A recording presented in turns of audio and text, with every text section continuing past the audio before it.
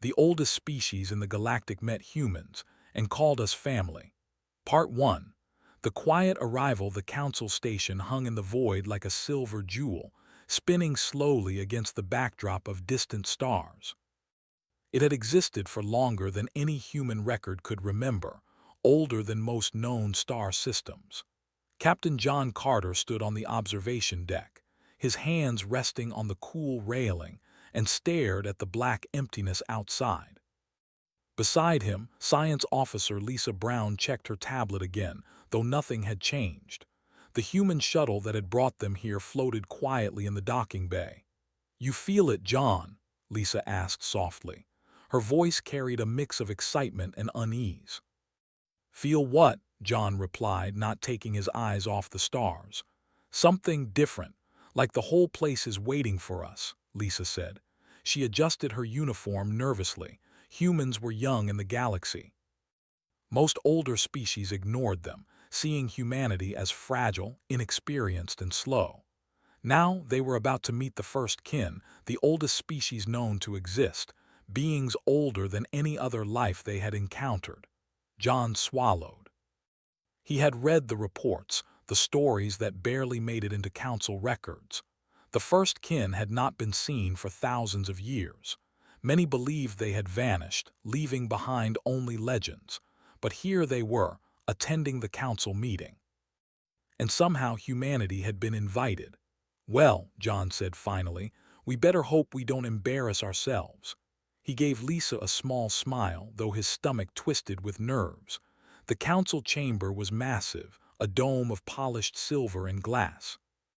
Alien delegates of all shapes and sizes moved across the floor, speaking in dozens of languages.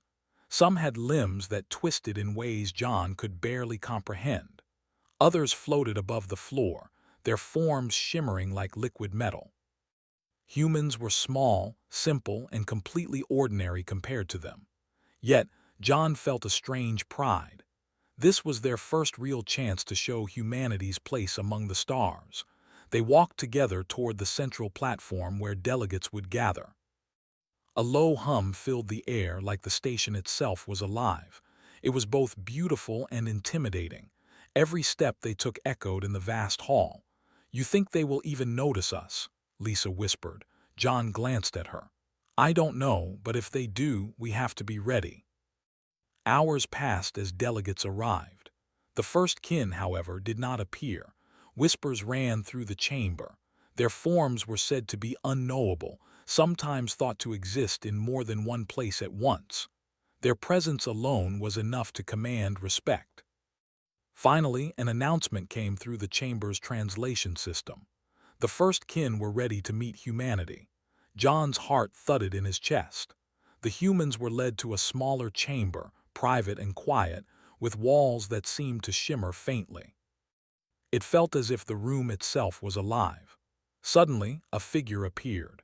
It was not fully human, not fully anything John had ever seen. Its form was tall, graceful, and luminous, with features that seemed to shift in the light. Yet there was something familiar in its presence, something that made John catch his breath. "Welcome, humans," the figure said. The voice was calm and gentle, though it carried a weight of millennia. "I am Elder Mara of the First Kin." John bowed slightly. "We are honored to meet you, Elder Mara. I am Captain John Carter, and this is Science Officer Lisa Brown. Humanity is grateful for your attention." Elder Mara's eyes, if they could be called eyes, seemed to look straight into John's soul. "We have observed your species for some time. Your history, your struggles, your care for one another, it is unusual." "Unusual?" Lisa asked, tilting her head. "In what way?" "In the galaxy, survival often comes at the cost of empathy," Elder Mara said. "Many species advance through conquest, through dominance. Yet humans, you protect even those who may harm you. You care for the weak, the young, the injured. It is remarkable." John swallowed hard. He had not expected praise, especially from a being so ancient and powerful. "We try to do what is right," he said quietly. Elder Mara inclined their head slightly, a gesture that seemed almost like approval. "That is why we wish to meet you privately, to understand you and perhaps to remember what we once were. The words puzzled John. Remember what you once were, he asked. Long ago our species guided young civilizations, Elder Mara explained. We taught, we protected, we nurtured. But tragedy came and most of our branches were lost. Your people, in a way, reflect what we once were. Your compassion, your resilience, it echoes a memory we thought gone. Lisa's eyes widened. You mean humans are like a mirror of your past? Yes, Elder Mara said. You remind us of what family once meant, long before the galaxy became cold and distant. John and Lisa exchanged a glance. They had expected judgment, perhaps dismissal, but not this. Not the notion that humanity reminded the oldest species in the galaxy of family. The words were heavy, almost overwhelming. They spent hours talking. Elder Mara asked questions about human history, families, the bonds people formed even under the harshest circumstances. John spoke about wars, about rebuilding cities, about neighbors helping each other after disasters. Lisa spoke about hospitals, schools, and the way humans celebrated small victories. Elder Mara listened quietly, rarely interrupting, only nodding or tilting their head. Outside the chamber, the council continued. Delegates whispered about the human species, about how unusual it was that a young species would receive private attention from the first kin. Rumors spread, some in admiration, others in disbelief. After what felt like an eternity, Elder Mara finally spoke. We do not yet decide your place in the galaxy, but know this, your actions, your choices, your care for one another, it matters, even to those who have lived through millennia. John bowed again. Thank you, Elder Mara. We will do our best to live up to that, whatever it means. Elder Mara's form shimmered, almost fading into the room's light. Perhaps tomorrow you will understand more. For now, rest. The galaxy is larger than you imagine, and your journey has only begun. John and Lisa returned to their quarters in silence. The human shuttle floated gently, the stars outside calm and unending. Yet inside John, a storm of thoughts churned. Humanity had always struggled to survive. They had fought wars, faced extinction, and barely scratched the surface of galactic politics. Now they were being watched by the oldest species in existence, and their care for others, their very nature, had captured attention. John, Lisa said quietly, do you think they like us? John shook his head, smiling softly. I don't know if it is like or dislike. It's more recognition. They see us as something familiar, something important. The night passed slowly. John stared at the stars outside the small window of the human quarters. He thought about home, about humanity's struggles, and about what it meant to be called familiar by a species older than history. He did not know what tomorrow would bring. But he knew one thing: humanity's quiet strength, the very thing that many older species dismissed, had finally been noticed. And somehow, that felt like the beginning of something larger than he could imagine. Morning came, and the shuttle docked again for the next council meeting. John and Lisa prepared, knowing that today, humans would have to show not just survival, but what it truly meant to care, to be family, to stand together against the galaxy's indifference. They did not know that the first kin were already watching, observing every small gesture, every kind word, every moment of courage. Humanity's actions, no matter how simple, had already begun to leave a mark on the oldest species in the galaxy. And in that quiet observation, something profound stirred, a recognition of a bond older than time, a memory that even the first kin had thought lost forever. Humanity was small, but in that smallness, they carried the heart of something eternal. Part 2, echoes of a forgotten past. The next morning, Captain John Carter and Science Officer Lisa Brown returned to the council station. The chamber was already filling with delegates from all over the galaxy. Humans walked carefully, aware of how small and ordinary they seemed among the tall, glowing, and strange beings. Yet John felt a quiet confidence. The first kin had seen them. They had noticed what humanity truly was, They were led again to the private chamber. This time it was brighter, the walls pulsing gently with soft light. Elder Mara awaited them, seated, or what seemed like sitting, on a platform that hovered above the floor. The form of the elder shimmered, as if the light itself passed through them.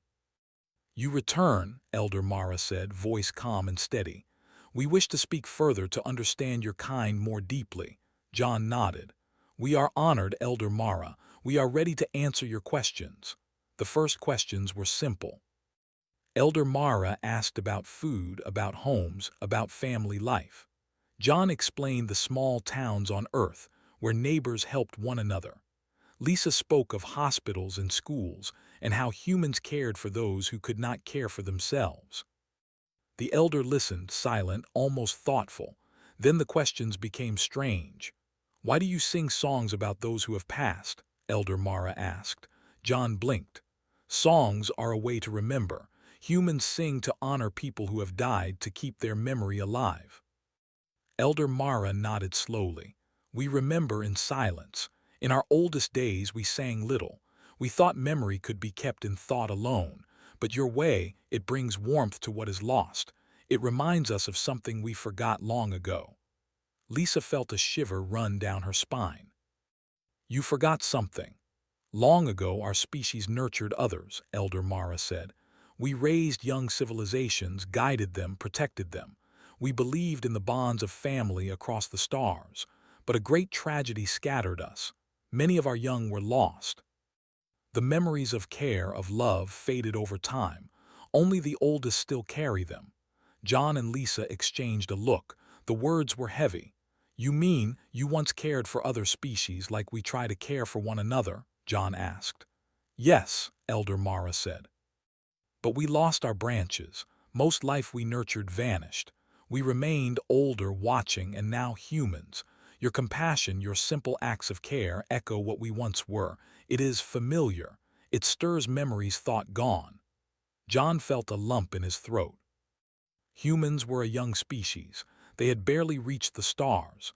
Yet somehow their simple kindness mirrored an ancient civilization, older than memory itself. "Does that mean we are special?" Lisa asked carefully. "Special is a word of the young," Elder Mara replied. "You are not special in power nor in strength, but your spirit, it is like a spark that reminds us of a past long forgotten. It calls to something within us we thought lost." John nodded slowly. "We just try to do what is right day by day." "And that is enough," Elder Mara said. "Your acts matter more than you realize. Even the smallest gestures, kindness to one another, protectiveness of your weak, they resonate across the galaxy. They touch even those who seem distant and indifferent."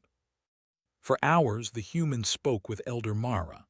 They told stories of their history, of wars that had almost destroyed them, of cities rebuilt from rubble, of families that survived despite loss. Elder Mara asked questions about love, about sacrifice, about patience and endurance. John and Lisa answered honestly. They did not embellish or hide failures. They spoke simply, as humans always did. The elder's form seemed to glow brighter as the stories unfolded. It was as if the chamber itself absorbed the warmth of humanity's actions and reflected it back. "Your people have a strange power," Elder Mara said finally. "Not one of weapons or ships, but of connection. Even your smallest kindness spreads farther than you know. Other species may not notice or may ignore it, but we do. We have waited long to see this once more." John took a deep breath. "We never thought our actions mattered beyond our own planet or maybe our own system. And yet you notice us across the galaxy." "We notice," Elder Mara said, "because you remind us of something we once treasured: family, care, protection without expectation of reward. We lost it and now we see it in you. It is not simple. It is not weakness. It is life itself in its truest form." The room was quiet for a moment. Outside, the council continued, unaware of the private conversation unfolding. John felt a strange warmth. Humans had always believed they were small, fragile, insignificant among the stars. And yet here, In the presence of the oldest species, they were recognized, not for power but for heart. Then Elder Mara asked something more personal. What drives you, John Carter? Why do you protect your people when the galaxy is indifferent? John thought for a moment. Because it is right. Because we are responsible for each other. It is not about glory or reward. It is about standing together even when it is hard, even when we might fail. And Lisa Brown? Elder Mara asked. I do it because it matters, Lisa said simply. Every life is worth protecting, even if it is someone we don't know, even if it is dangerous, even if it costs us.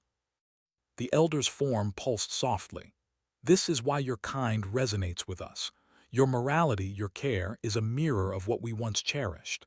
Long ago, we guided civilizations in this way, and now we see it again not in ourselves but in you.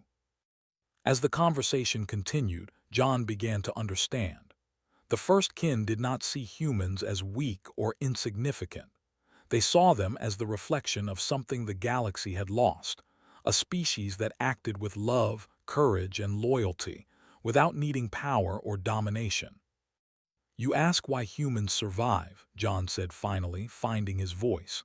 We survive because we have to, because life is precious, because no one else will protect us if we don't protect each other. That is our choice and our responsibility. Elder Mara inclined their head. Then you understand the weight of what you carry, not just for your kind but for the memory of the galaxy itself. Your actions echo beyond your understanding.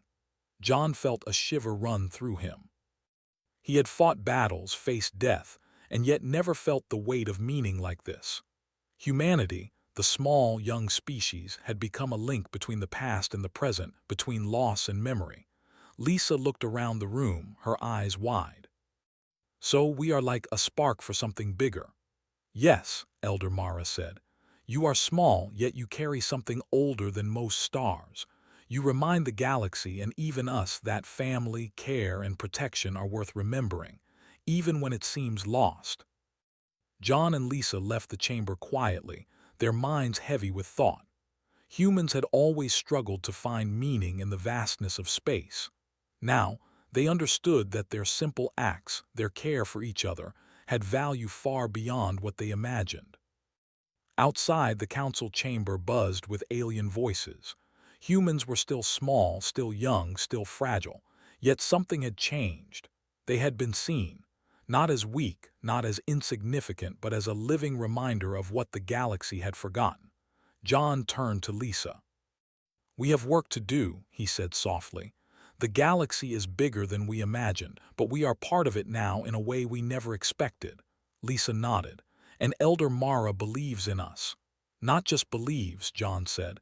They recognize us. They see something in us that even we didn't know was there.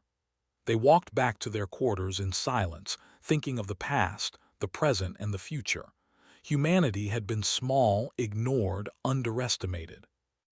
Now they carried a legacy they did not fully understand, a connection to the oldest species in the galaxy, a memory of family and care that had survived millennia, waiting to be recognized again. The quiet of space surrounded them as they looked out at the stars. John thought of Earth, of families, of friends, of people helping each other in ways too small to be noticed. And he understood, finally, that those small acts were not meaningless. They were the reason humanity had been noticed, the reason the first kin called them familiar. The stars stretched endlessly, but for the first time, John felt that humanity had a place among them. And in the distance, he could feel the quiet gaze of Elder Mara and the first kin, watching, remembering, and perhaps hoping that humanity would carry the spark forward. Tomorrow, the council would resume, and humanity would face new challenges. But today, they had learned something rare. Even the smallest, youngest species could hold the memory of the galaxy in their hearts, and the oldest beings could recognize and honor it. And in that recognition, humanity began to understand the true weight and meaning of family, of care, and of survival. And Lisa Brown walked carefully, aware that many delegates still doubted humanity's worth. The private meeting with Elder Mara had left them thoughtful, but outside the galaxy was not kind. Suddenly, the alarms began to ring. Red lights flashed along the walls. A deep vibration shook the floor. John grabbed Lisa's arm. "What is it?" she shouted over the alarms. Before he could answer, the station shook again. The communication console lit up. The voice of a council guard came through, panicked. "All stations report hostile fleet approaching. Unknown ships faster than anything in council records. They are attacking." John's heart pounded. Humanity had come to the council to be recognized, but now survival was real and immediate. The council delegates panicked. Many older species retreated to their ships, some even abandoning smaller stations. The humans had no such advantage. They were small, lightly armed, and inexperienced in large-scale space combat. "We have to help the civilians," John said. "We can't just run." Lisa nodded. "We stay together. We help who we can." They ran to the docking bay where human and alien civilians were evacuating. The first kin were not visible, but John could feel their presence watching, silently, as if testing humanity in ways no one else could. Engineer Alex Turner, a human, worked feverishly at the power consoles. Sparks flew as the station systems overloaded from incoming attacks. "I can keep the shields up, but only for a little while," he yelled. Medic Emma Stone ran between injured aliens and humans, administering aid. Many of the wounded were species that had ignored humanity before, even looked down on them. Now, they depended on humans to survive. John and Lisa moved through the chaos, directing evacuees, lifting debris, calming frightened children. Humans moved quickly and efficiently, guided by instinct and care. Outside, the hostile fleet struck. Ships fired plasma beams that cut through the vacuum like lightning. The station shook violently. Alarms blared and the lights flickered. Some of the older species had ships capable of matching the attackers, but most chose to flee rather than fight. John and Lisa stayed. Humanity had no such fleet, only courage and determination. "John," Alex shouted, "we need you at the engine controls. We can keep the power running longer, but we need someone to stabilize the secondary cores." John sprinted to the engine room. The temperature was rising, smoke curling from damaged conduits. He activated the secondary power controls and began rerouting energy. Sparks flew, and a section of the wall collapsed behind him. He barely ducked in time. "We can't hold for long," Alex shouted, sweat running down his face. "We'll hold," John yelled back. He had no choice. Civilians and wounded depended on them.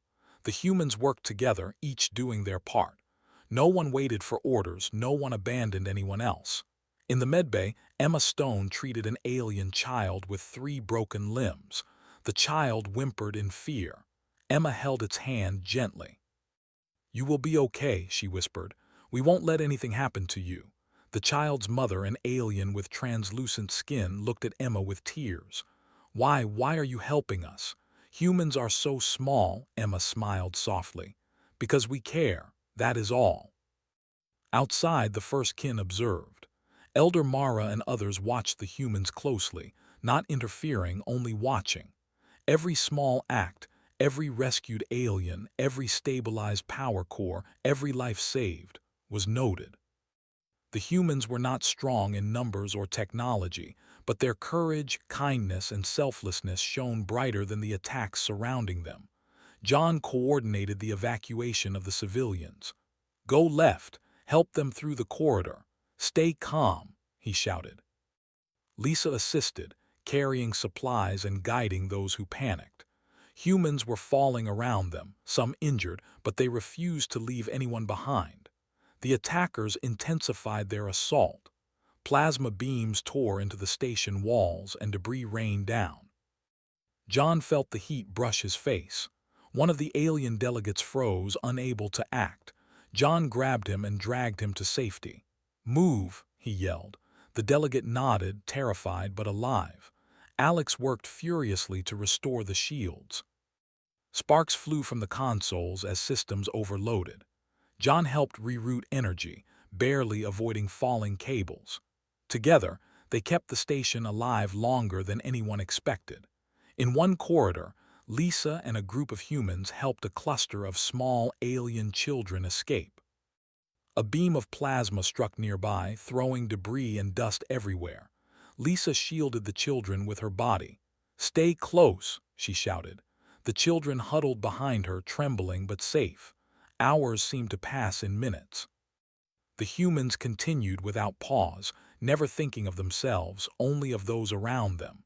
Some were injured, others exhausted, yet they did not falter. The attackers noticed the resistance but could not understand it. These humans fought without weapons, without advanced ships. They fought with heart. Finally, the station's emergency alarms changed tone, signaling partial stabilization. Civilians had been evacuated to safety zones. The first kin stepped forward, their presence felt even if their form was not fully visible. The attackers hesitated.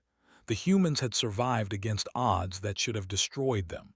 John and Lisa collapsed briefly, leaning against a wall. Smoke and dust filled the air. Alex wiped sweat from his forehead. We did it somehow," he said. "Not just you," John said quietly. "All of us, together, that is what mattered." Medic Emma Stone moved through the injured, tending quickly. A young alien girl approached John and Lisa, eyes wide. "Thank you," she whispered in her strange, musical voice. "You saved us." John nodded, feeling something he had never felt before. It was not pride in victory, nor relief in survival. It was the quiet recognition of purpose. Humanity had survived, not because of power, but because of care, courage, and unity. Outside the chaos, Elder Mara watched. The first kin's luminous form pulsed with a subtle light. "They fight not for glory," Mara said softly, "not for territory or dominion. They fight for others, even for those who may never repay them. This is rare. This is what we have waited to see again." Another elder added, "Their courage is not in strength but in heart. It reminds us of our lost branches, the civilizations we once nurtured. They carry what we thought gone forever." John and Lisa regrouped at the central platform. The station was damaged but still standing. Humans had done the impossible. They had protected those weaker than themselves, kept vital systems running, and survived attacks meant to destroy the council station entirely. "We have to prepare for what comes next," John said. His voice was steady, though his body ached. "This was only the beginning. Someone out there wants to test us," Lisa nodded. "And we will meet that test too, together." The first kin's gaze lingered on humanity. They did not interfere, did not help, did not even speak aloud to the council. They only watched, silently measuring, observing, recording. The humans had passed an unspoken test, not of strength but of character. Every small act of courage, every selfless gesture, every decision to help others, these were the moments that mattered to the first kin. John knew that humanity had survived, but he did not yet understand how significant their actions were. The older species outside the private chambers whispered in fear and disbelief. Humans had no reason, no technology, no army to stop the attackers, but they had survived. And not only survived, they had protected others. For the first time, John felt that humanity's place in the galaxy might be more than just a weak, young species. They had heart, they had courage, and the first kin had noticed.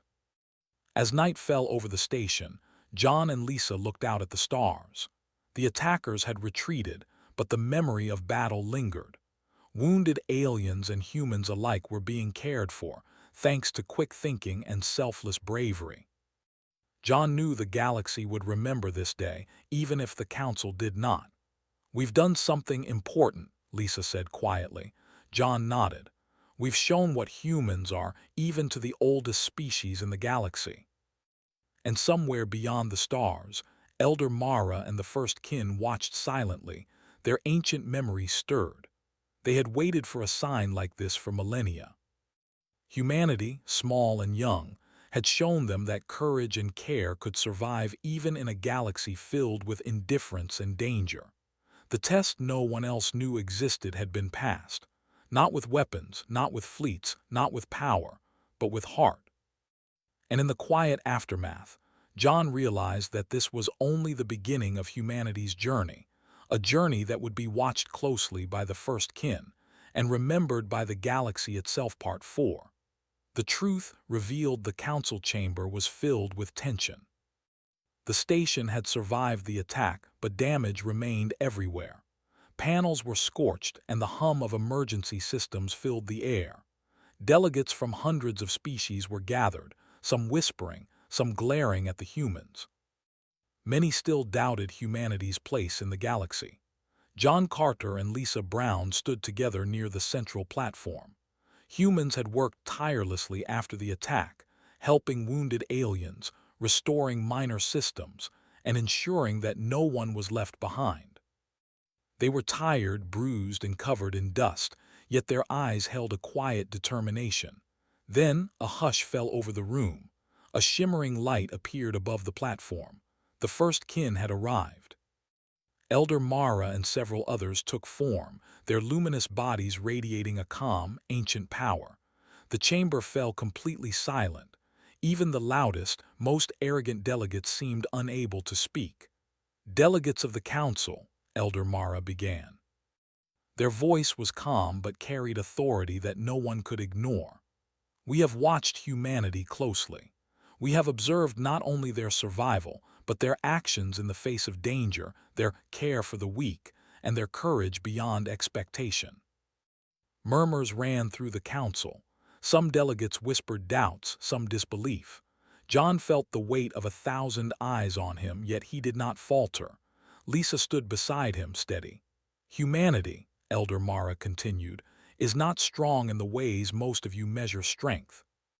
They have few ships, little technology, and no powerful armies.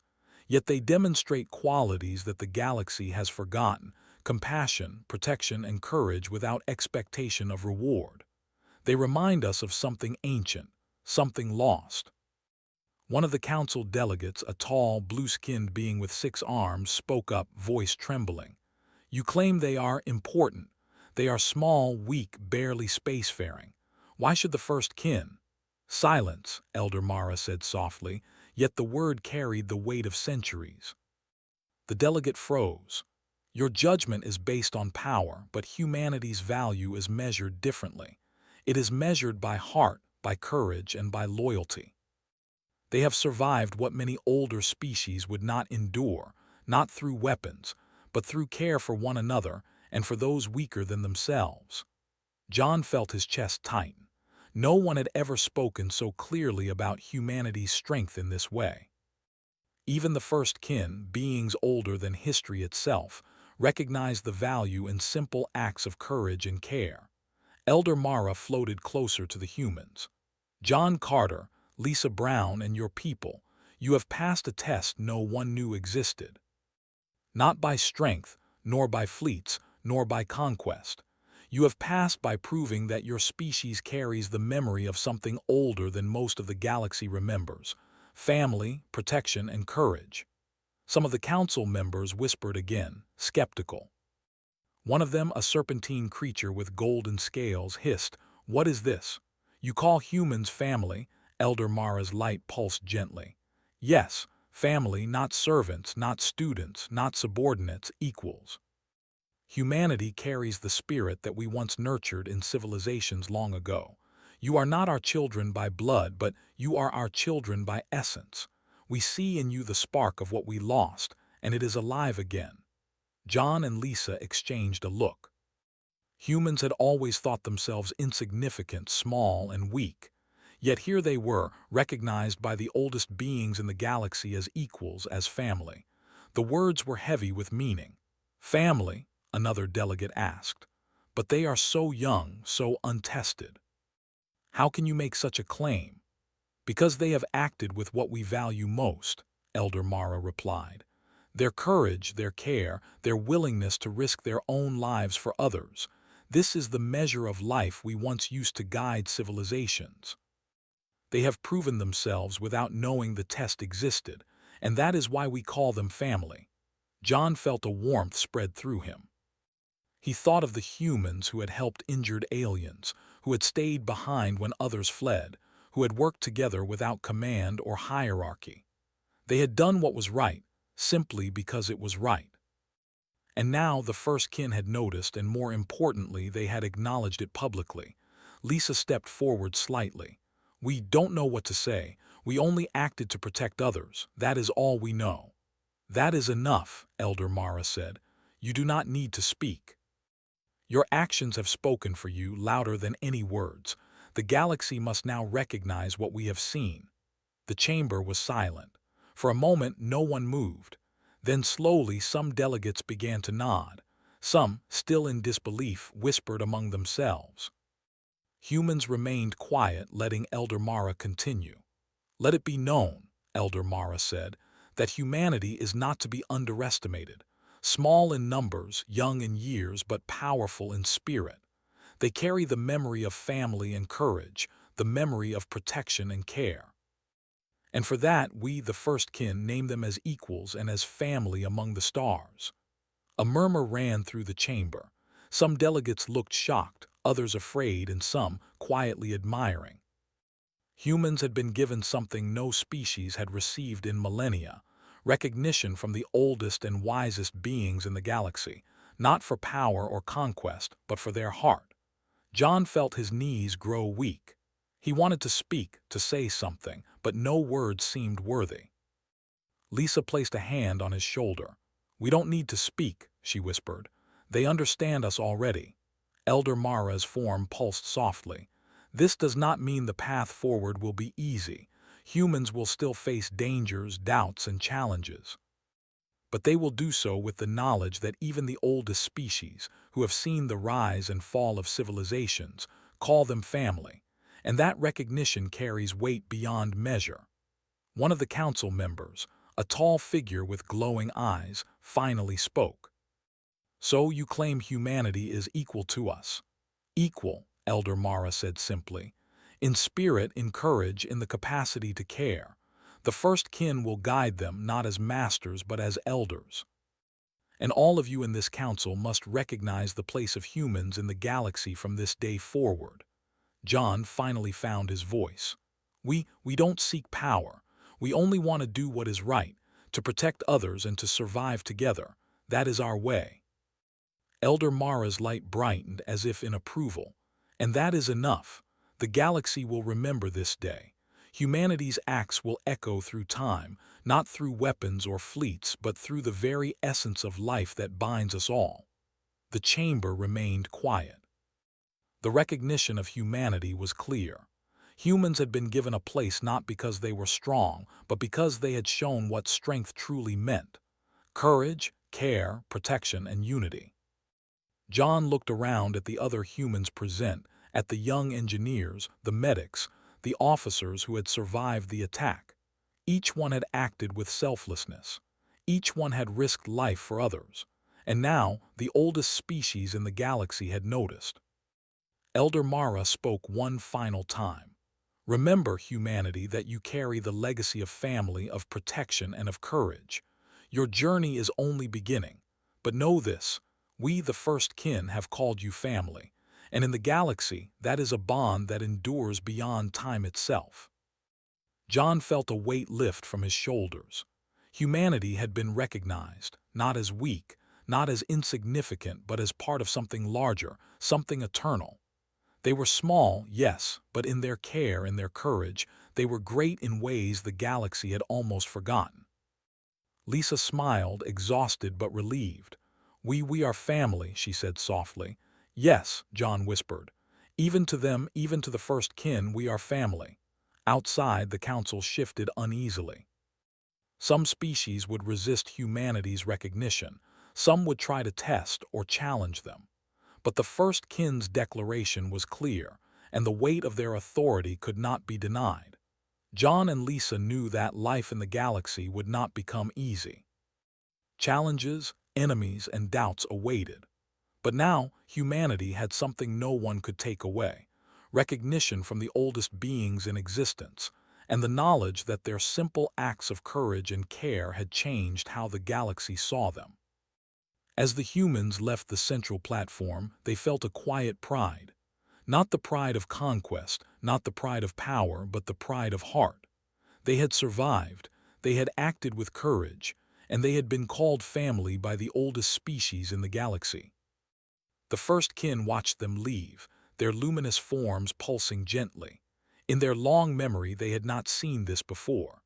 The young humans, small and fragile, had reminded them of a time long gone, and in that reminder they had found hope. John and Lisa looked out at the stars from the Council Station's observation deck. The galaxy stretched endlessly before them, vast and dangerous. Yet, for the first time, they knew humanity had a place among it. Not because of weapons, not because of fleets, but because of heart.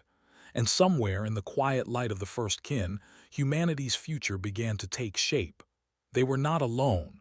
They were seen. They were recognized. And they were at last called family. The galaxy had remembered what family meant. Part 5. A new place among the stars. After the first kin's declaration, the council chamber remained quiet. Humans, still exhausted from the attack and its aftermath, stood together, feeling a strange mix of pride, relief, and responsibility. For the first time, they understood that their place in the galaxy had changed. They were no longer just a young, fragile species. They were recognized as family by the oldest beings in existence. Captain John Carter looked around at his crew. Lisa Brown, Alex Turner, Emma Stone, and all the other humans who had survived the chaos of the station were there with him. Each of them had risked life for others, had acted without expectation of reward, and had shown courage in ways no one else could measure. John felt a deep sense of gratitude and pride for every one of them. "We have work to do," John said quietly, his voice steady. "We've been given recognition, but that doesn't mean the galaxy will be easy. We need to show that this trust is deserved." Lisa nodded. "We will. We have to." Outside the council station, the stars stretched endlessly.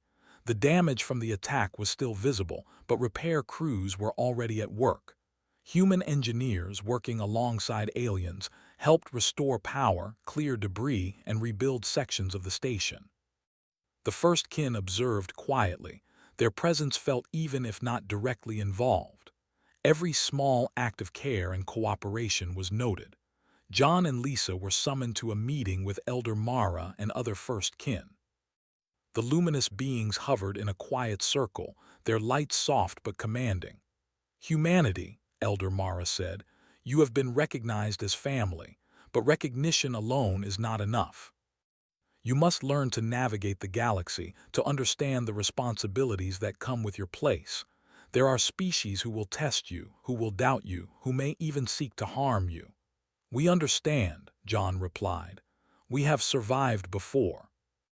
We will continue to survive, and we will do what is right." "Good," Elder Mara said. "We will offer guidance, not control. You will not be our students. You will be our equals, and we will observe, advise, and support as needed.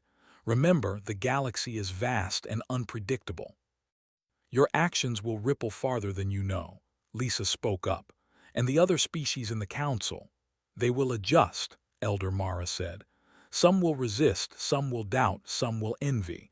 Your challenge is not to dominate, but to lead by example. Continue to show compassion, courage, and care. Let your actions speak louder than words or weapons." John nodded. He understood. Humanity's strength was not in fleets or armies, but in heart, in courage, and in unity. That had been their test, and they had passed. Now, the journey was only beginning. Over the next weeks, humans began to participate in council activities in a way they never had before. Human engineers helped repair damaged stations across nearby systems. Human medics assisted in treating casualties from minor skirmishes and accidents. Human diplomats mediated disputes between smaller species who had long been at odds. Every action reinforced the recognition the first kin had given them. John and Lisa often found themselves explaining human decisions to skeptical council members. Some questioned why humans would risk themselves for other species. John would simply reply, "Because it is right." That is enough. Slowly, even the most skeptical began to see the value in humanity's approach. Small acts of courage and care became proof of strength in ways no fleet or weapon could demonstrate. One evening, John and Lisa stood on the observation deck of the council station, watching the stars. The light of distant planets reflected off the hull, soft and golden. "Can you believe it?" Lisa asked. "The first kin, they called us family, us." John smiled faintly. "I know. It feels impossible, but we've earned it, Lisa. Every person who helped others, every life we saved, it all led to this. We've shown that humanity's heart matters even to the oldest species in the galaxy." "And now?" Lisa asked. "Now we keep going," John said. "We protect, we help, we care. That is what family does. That is what humanity is, and the galaxy will notice, even if slowly." The first kin observed these interactions quietly, watching humanity's growth. They had given recognition, yes, but they also watched to see if humans would live up to the trust placed in them.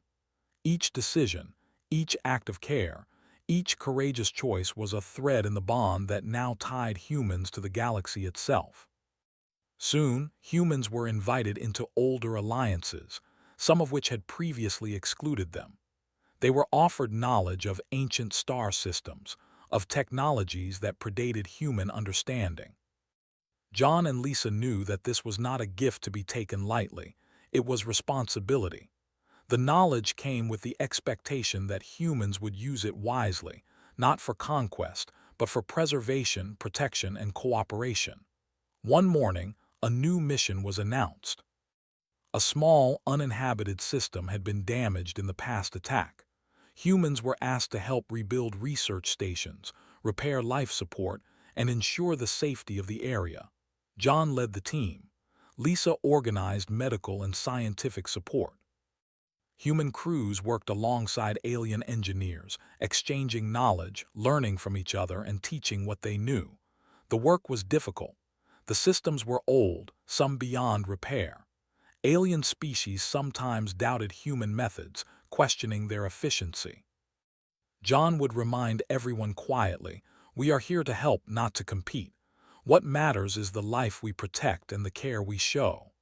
Slowly, even the skeptical began to accept human leadership. In the evenings, John and Lisa would communicate with Elder Mara. The first kin offered guidance, historical context, and advice. They never commanded, never interfered directly. Their role was observation and counsel. John realized that this relationship was different from any humans had ever known. They were equals in spirit, learning from beings older than time itself.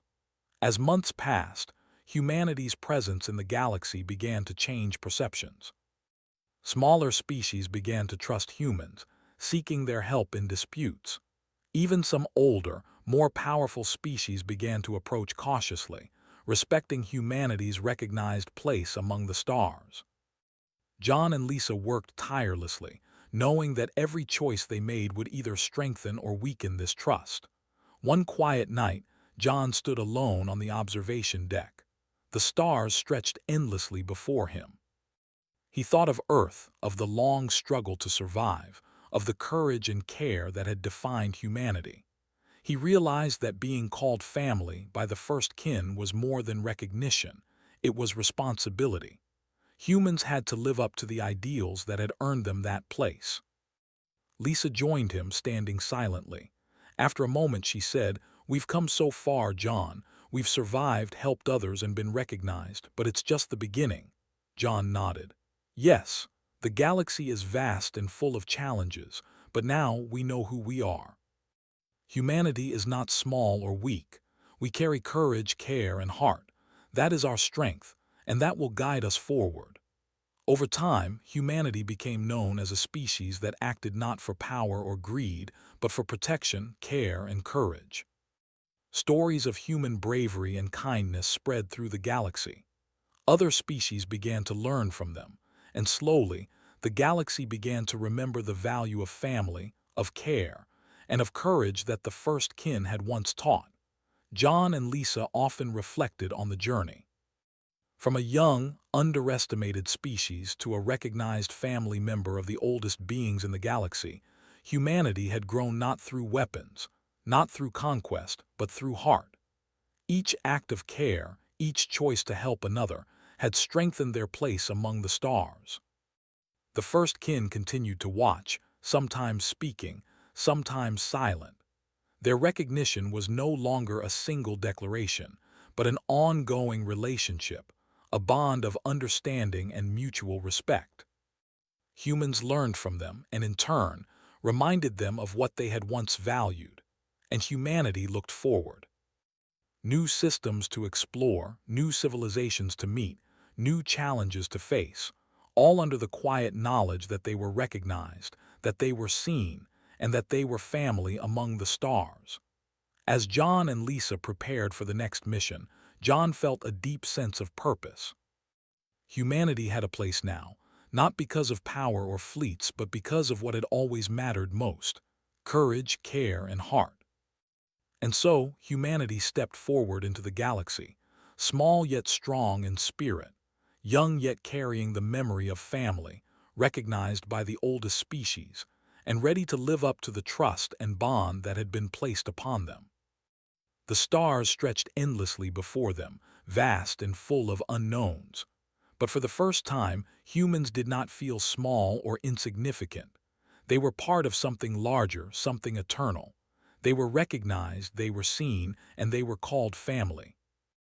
And that recognition, more than any weapon, fleet, or victory, would guide humanity into the future, across the stars, carrying the heart of life itself.